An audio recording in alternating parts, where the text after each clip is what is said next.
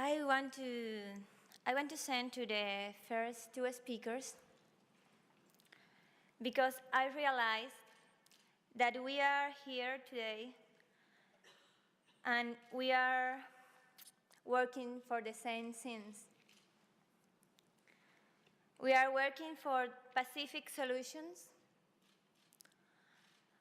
and we are expecting that the international community recognize our realities.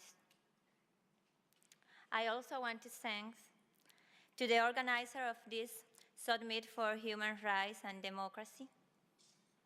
It is my pleasure to thank all the friends who work to make this meeting possible, to facilitate my travel here, and to all of you joining us here today. My country is in a deteriorated and unstable situation. My people have suffered the lack of human rights for many decades already. My family has been directly affected and attacked. I think it is time to stop. It is time to change, and every time, a growing group of Cubans is working to make that change true. At the same time, the Cuban government has developed a series of legal reforms and public messages designed to preserve its powers and authority. These reforms do not guarantee the citizens' rights. This is the fraud change. I want to be clear about something. The lack of human rights is the principal reasons for the suffering, poverty, and social problems of our people. Europe is the proof that a country doesn't have to choose between being economically successful or being a state of right. And Cuba is neither of two things. In 2007, my father and the Christian Liberation Movement delivered a legal initiative called the Heredia Project to the National Assembly, which is our parliament. This project, as well as the Varela Project, which is supported by more than 25,000 citizens, and you cannot imagine how difficult it is to collect the signature of thousands of people who are living in fear. Well, this project calls for elemental rights which are grounded in a few articles of the Cuban Constitution, but are violated in the law and in the practice. Now, the Christian Liberation Movement, which is our movement, as well as other organizations in the opposition, is collecting signatures in support of the Heredia Project, called for legal changes. Coincidentally, some of the reforms which the government promotes are precisely in some of the areas in which the Heredia Project has called for reforms.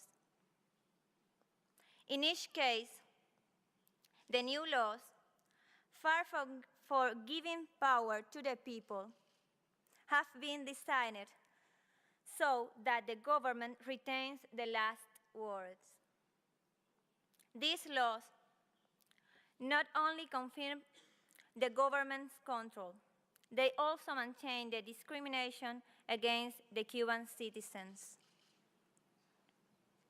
For instance, the reforms of the immigration laws eliminate the exit permit,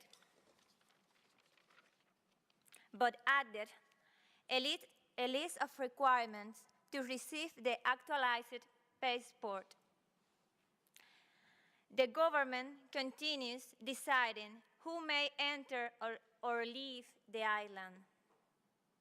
So, it is a procedural change and not an actual recognition of the right to travel that all people have because of their human condition. And this is just one representative example. This time, I could get out, but other Cubans couldn't, and they still can't. The Heredia Project has hundreds of activists in different provinces of the country and from different organizations of the opposition. It forms part of the Path of the People, which is a proposal that is welcomed and supported by the majority of the Cuban democratic movement.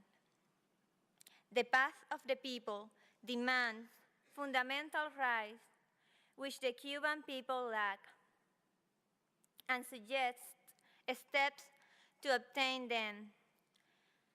It also expressed the fact that the opposition in Cuba is united in its objectives. As the vision of the Path of the People says, it is up to only us, Cubans, to define and decide on the change our society needs and to accomplish our national project. And as my father said, nobody, not a state, neither a market, could be over the freedom of the persons and the decision of the peoples.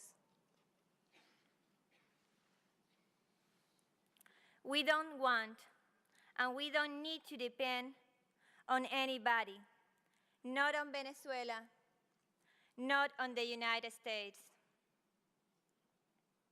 What we do need is to be free. Free to dream, free to decide, free to love, free to make, free to build with our imagination and our efforts the society that we want. The society that we, the Cubans, choose.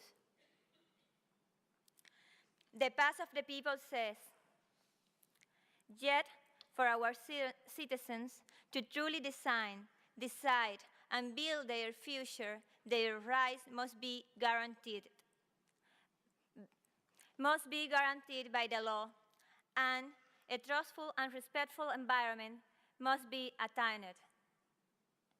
Only by doing so will we engage in a genuine national dialogue and launch an inclusive process of legal reforms to preserve the advances the people have achieved and to exercise the people's sovereign right to change that which the people design to change.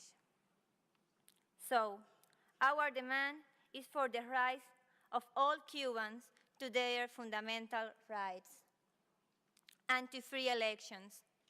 We need political support for this and the other demands which are contained in the Path of the People. And this is the support that we expect from all of you. Otherwise, the Cuban government has continued and has raised the repression against the political activists. The leaders of the Heredia Project in the whole country are always under watch and oppression of the state security. Other opposition groups and independent journalists are also suffering the government hostility. The Cuban democratic movement is entirely peaceful and is being confronted by the force, and in many cases with violence. As my father said, the heroic Cuban civic fighters, the citizens who signed the Varela Project, are not carrying arms, do not have a single weapon. We are holding out both arms, offering our hands to all Cubans as brothers and to all the people of the world. The first victory that we can claim is that we do not have hate in our hearts. We therefore say to those who persecute and try to dominate us, you are my brother.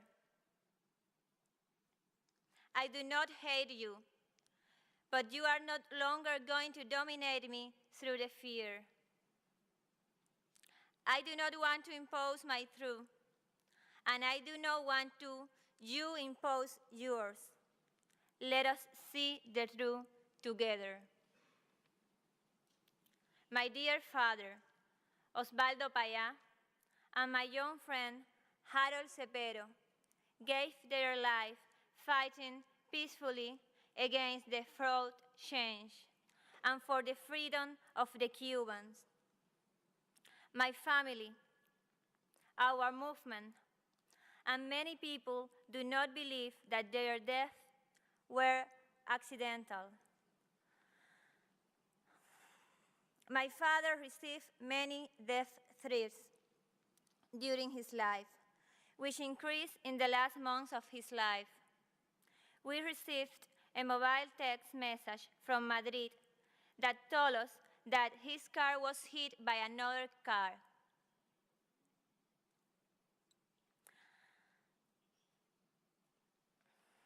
And much of the information suggests that their deaths were provoked intentionally. We are asking for your support of our request for an international investigation into their deaths.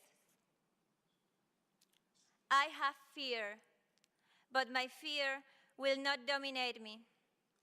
And I trust and I know that more Cubans feel the same way. We have a path, so we have a hope. We are all Cubans, we are all brothers, but now, we want the freedom. God help us all. Thank you so much.